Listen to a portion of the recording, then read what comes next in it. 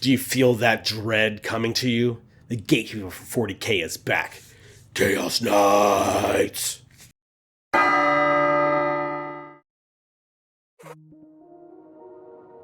My favorite character in this is the Borrent. That's the new knight.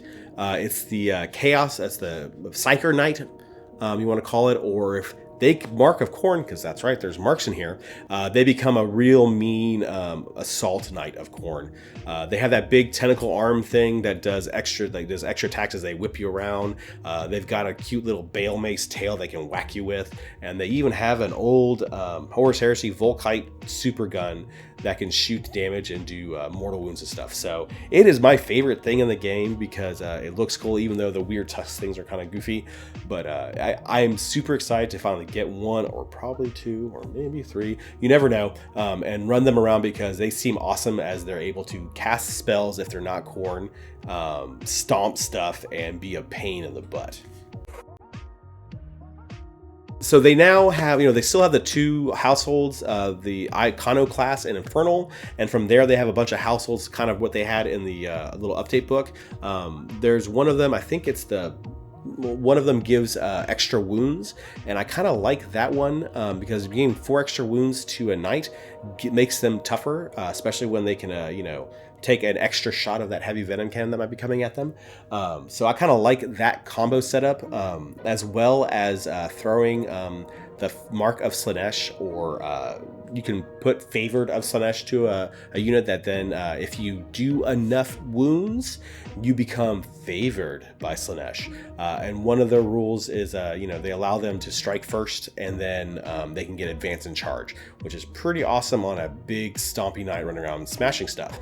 Especially if you do, say, Infernal and take mortal wounds and get extra 3 inches to your movement, and then all of a sudden you become this hauling ass monster of doom who's ready to go punch stuff in the face. So those are some of the combos on there that I think is in there. There's a whole bunch. Like the book is pretty chock full of interesting things. Like there's the mark of our favorite of Zinch allows them to get command points and then get a 4-up invulnerable save that they killed enough stuff. The way the kind of killing thing works for those interested, that for Armigers or War Dogs, that they kill 5 wounds, they get favored. For the next knight up, they get 10 wounds, they get favored, and then the bigger knight is 15 wounds. They become favored, and they just automatically upgrade to this. Each of those marks things are cost points on them, and there's 3 for each god, and then 3 for the unmarked, or a Chaos Undivided. You get the undivided attention of Chaos. They talk, they send notes and whispers, and they call them on the phone, and they talk about them on Discord and everything else like this. Oh, he's my favorite knight. But that's what's kind of going on here. So there's a bunch of like multi-layered combos depending on what's going on, how you want to do this. I think they're going to be another one of those gatekeeper armies. Again, it's really dependent on how we see balancing coming after the fact, because some of the Harlequin's guns are pretty rough on them. But depending on the Tau meta and what they have on there, they kind of survive that too, because they're pretty tough. And they can put out a lot of damage back through.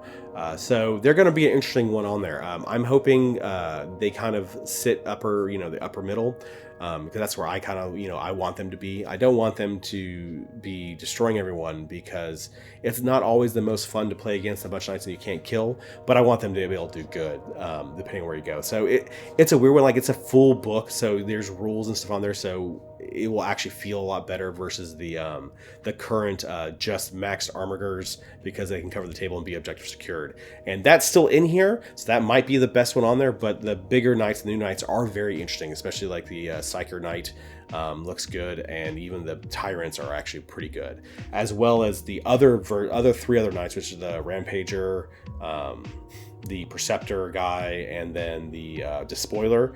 All of them are really neat because they've added a new set of aura tricks off of them that activate to the War Dog friends. All of them are 9 inches, so it's a big pie of ability, and all of them give things like either reroll 1s to hit in shooting, reroll 1s to hit in close combat, or I think reroll charges for the other ones, which are all like really powerful abilities that just happen to be on the knights and any War Dogs that are near them.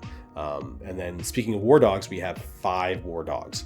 And then with the added with the Forged one. So then there's another one there. So we have 6, like, you know, 6 total war dogs and different guns on there, and they're pretty neat. You know, you have your massive close combat one that's all close combat. You have other ones with different guns with a new chain gun on there, which is pretty neat. Like, all of them seem like they are useful. I really like the old basic one with the demon. I think they call it like demon something. Demon Breath spear. They've removed the D3, made it a flat 2 shots, which is better, and they all got the new Melta, which is, you know, in range 2d6 plus 2. So it's all pretty unique and pretty neat. I think it'll be pretty awesome. I think, you know, it sounds. I'm excited to play them. It'll probably be my next army I play after I finish, when they become legal for events, because I have to play something evil. It's been too long since I played something evil. I need to play them. The biggest change on them that makes them different from the old Imperial Knights is the whole dread ability. So it's an option that starts. So when a Chaos Knights get to a planet, they are supposed to be really creepy for the planet. So the knights of old were like these, you know, basically like knights. So they're the leaders of the planet, or leader of their feudal world, and they, you know, took on the throne, and they were like, I'm going to protect this planet as this giant knight riding around and smashing stuff. Chaos Knights are basically perverted, corrupted version of those. So now these planets are scared crap because when they're out there, so they basically spit out a wave of dread, which has different things on there. So they force dread checks that, you know, units have to do something if they want to be able to shoot or do something. If they pass this, and if they're in dread range, they're -1 to do it for their leadership check to see if there's anything on there. And then you could shift it from despair and doom around. So turn 1, you start in the original dread, and then you can move it to despair, which can cause mortal wounds and other damage. You can move it to, I think, doom, which can have protection spells. Like, it can make the world darker, so you're -1 to hit, or you can make it where you can only shoot at the closest Chaos Knight if you fail your dread test. So that's really interesting. Like, I mean, these are things that'll make them better. I talked about this in Marco, like, we have to make them better in some ways, and this helps out a lot. Just because, like, you can do stuff, you can control stuff, you can, you know, all these guys are super fast. So you can start, you know, getting things into dread zone, and if they're at -1, an extra another -1, then you start seeing failed leadership chests. They start breaking, and they start having other issues, and you can cause like multiple chain reactions of mortal wounds and death and everything else on there as these guys are running around the table, which is really neat. I talked a little bit that we have a Psychic Knight. I mean, when was the last time we got Psychic Knights in the old book, but they basically could cast Smite. You know, now we get this knight who has fully chosen to be psychic, as well as other things in there, can make other knights psychic. And so this is really interesting with their own psychic table. There is one that does a feel no pain to the knight, so the knight gets a 5-up feel no pain, and if they cast it over an 8+, they get they have an aura now that gives other things that they're a 6-up feel no pain, and that's really powerful. Lots of mortal wound damage, lots of other damage on there, so that's really good and really interesting. Plus, you know, there's a pile of relics on there. They finally get a 2-up armor save relic, which is amazing. So it's just like I said, it's just be a fun, unique book. Just something that we can actually, you know, feel like the Chaos Knights aren't just, you know, a badly photocopied Imperial Knight army missing some rules because someone forgot to photocopy the paper.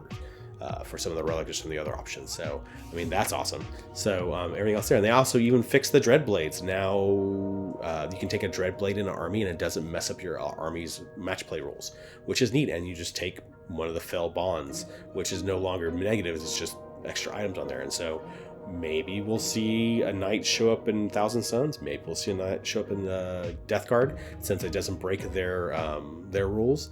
And it could be a helpful thing versus instead of Morty, because you can have something that shoots in there, or Magus because he has a better gun shooting. So that's pretty neat and pretty fun. So overall, you haven't tell, I'm pretty excited for this book, because this is one of my armies that I love, because I've painted 2 Chaos Knight armies. And thus I have more problems going to be painting more.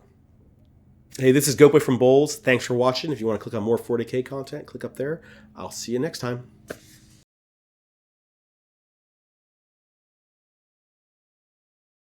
Death to the False Emperor. Eat a butt.